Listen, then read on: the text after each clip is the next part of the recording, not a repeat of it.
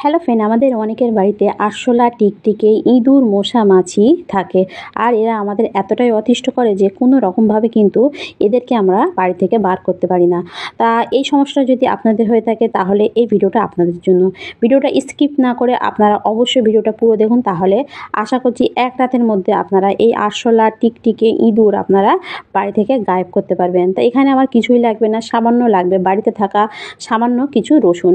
তা রসুন ছাড়াও আরও কিছু বাইরের জিনিস লাগবে, সেটাও আমি আজকে ভিডিওতে আপনাদের দেখাবো কিভাবে আপনারা একটা পাওয়ারফুল রেমেডি বানিয়ে আপনারা বাড়ি থেকে ইঁদুর, আরশোলা, টিকটিকি, মশা, মাছি এক রাতের মধ্যে দূর করবেন। তা ভিডিওটা শুরু করার আগে যারা আমার চ্যানেলে নতুন আছেন তারা অবশ্যই সাবস্ক্রাইব করে আমার পাশে থাকবেন, পাশের বেল আইকনটা বাজিয়ে দেবেন। তা চলুন ভিডিওটা শুরু করা যাক। তা দেখুন এখানে আমি নিয়ে নিচ্ছি একটা পলিথিন। তা প্রথমেই আমার একটা লাগবে পলিথিন। তা পলিথিন আমাদের প্রত্যেকের বাড়িতে থাকে, তা যে কোনো একটা পলিথিন আপনারা প্রথমে নিয়ে নেবেন। নেওয়ার পর তারপর আপনারা কী করবেন, নিয়ে নেবেন ন্যাপথলিন। তা ন্যাপথলিন আমাদের প্রত্যেকের বাড়িতে থাকে। তো এটা আমরা জামা কাপড়ের বাজে একটা দুর্গন্ধ দূর করার জন্য বা জামা কাপড় যাতে পোকায় না কাটে সেই জন্য কিন্তু আমরা ইউজ করি। তাই এখানে আমি 4টে ন্যাপথলিন কিন্তু নিয়ে নেব। আর আপনারা চেষ্টা করবেন যে টাটকা যে ন্যাপথলিনটা সেটা নেওয়ার জন্য, প্যাকেট কাটা থাকবে তার থেকে নিলে কিন্তু ততটা কাজ হবে না। তো এখানে আমি কিন্তু এই প্যাকেটটা এখনই কেটেছি, আগে থেকে আমার কাটা ছিল না, এখনই কিন্তু আমি কেটেছি। তো এখানে আমি 4টে ন্যাপথলিন কিন্তু এখানে নিয়ে নিয়েছি। তা আপনারা যদি একটু বেশি করে করতে চান তাহলে অবশ্যই 5টা নিয়ে নেবেন। তো এইভাবে 4টে ন্যাপথলিন নেওয়ার পর আপনারা কি করবেন, একটা এইভাবে পলিথিনের ভেতরে দিয়ে একটা ভারী কিছু দিয়ে এভাবে একটু ভালোভাবে কিন্তু একদম কিন্তু পাউডারের মতো করে একটু গুঁড়ো করে নিতে হবে। তো এভাবে একদম পাউডারের মতো করে গুঁড়ো করার পর এতে আমি দিয়ে দেবো বাড়িতে থাকা আরও কিছু জিনিস, সেটাও আমি আশা করছি আপনাদের পুরোটাই দেখাবো। আর আশা করছি এই টিপসটা আপনাদের অনেকটাই কাজে লাগবে। তা আপনারা যারা বাড়ি থেকে ইঁদুর বা আরশোলা তাড়াতে পারছেন না তাদের জন্য আশা করছি ভিডিওটা অনেকটা কার্যকরী। আর এটাও আপনারা আপনাদের পরিবারের অনেকের হয়তো এই সমস্যাটা হয়, আপনারা অবশ্যই তাদের কাছে শেয়ার করে দেবেন। আশা করছি তাদেরও অনেকটা কাজে লাগবে। তো দেখুন এখানে কিন্তু আমার অনেকটাই কিন্তু এখানে গুঁড়ো করা হয়ে গেছে। তো এইভাবে কিন্তু ভালোভাবে একটু একদম পাউডারের মতো করে কিন্তু এটা গুঁড়ো করে নিতে হবে। আর ন্যাপথলিন পোকামাকড় মারার ক্ষেত্রে কিন্তু অনেকটাই কার্যকরী। আপনারা হয়তো অনেকে বিশ্বাস করবেন না, আর আপনারা এটা কিন্তু গুগলে সার্চ করেও দেখে নিতে পারেন। তো দেখুন এখানে কিন্তু আমার একদম পাউডারের মতো করে কিন্তু গুঁড়ো করা হয়ে গেছে। তো এভাবে কিন্তু পাউডারের মতো করে প্রথমে ন্যাপথলিনটা গুঁড়ো করে নিতে হবে। নেওয়ার পর আপনারা নিয়ে নেবেন রসুন।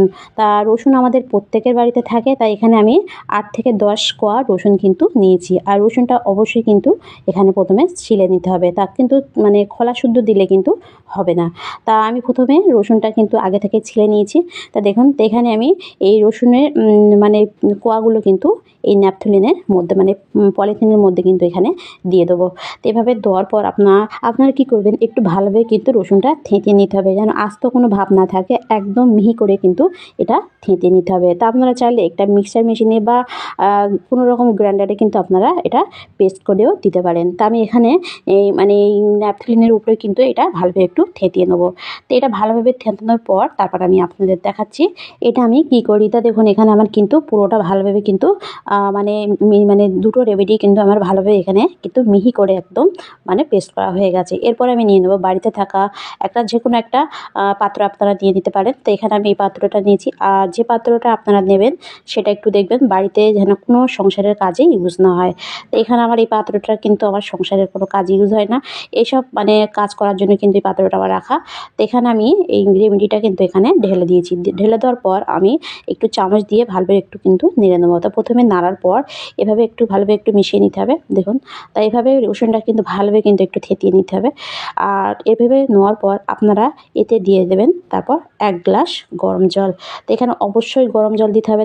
দেখুন তা গরম জল দিলে কিন্তু ন্যাপথলিনটা খুব সুন্দরভাবে গলে যাবে। ন্যাপথলিন কিন্তু ঠান্ডা জলে গলে না।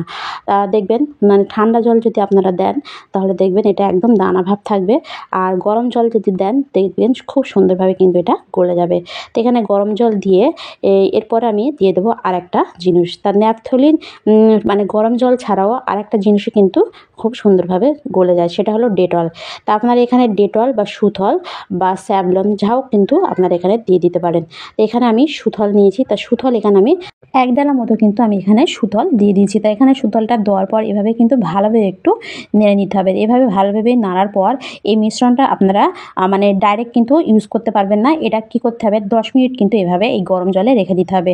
জলটা ঠান্ডা হলে তারপর আপনারা এটা ইউজ করবেন। আর এটা কিভাবে কোথায় কোথায় ইউজ করতে হবে সেটাও আজকে ভিডিওতে আমি আপনাদের অবশ্যই দেখাবো।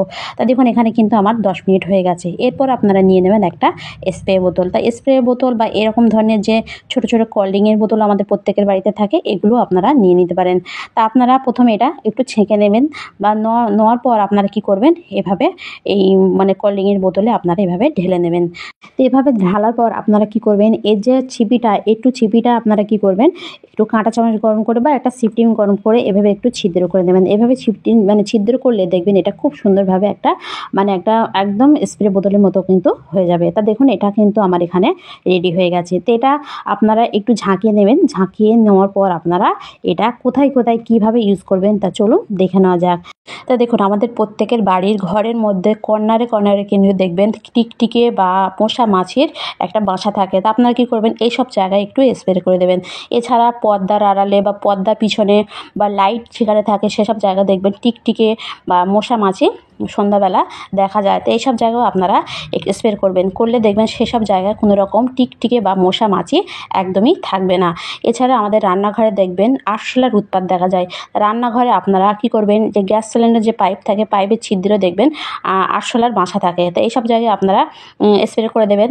বা পেসিংয়ের ছিদ্র দিয়েও অনেক সময় দেখবেন বাইরে থেকেও আরশোলা আমাদের ঘরে আসে। তো এইসব জায়গায়ও আপনারা স্প্রে করবেন। করলে দেখবেন সেসব জায়গা থেকে কোনো রকম আরশোলা আমাদের বাড়িতে প্রবেশ করতে পারবেন না। তা ভিডিওটি এ পর্যন্ত, ভালো লাগলে লাইক কমেন্ট শেয়ার করতে ভুলবেন না। আর আপনারা অবশ্যই একবার অন্তত করে দেখুন, তাহলে বুঝতে পারবেন এটা কতটা কাজের। তো ভিডিওটি এ পর্যন্ত, বাই।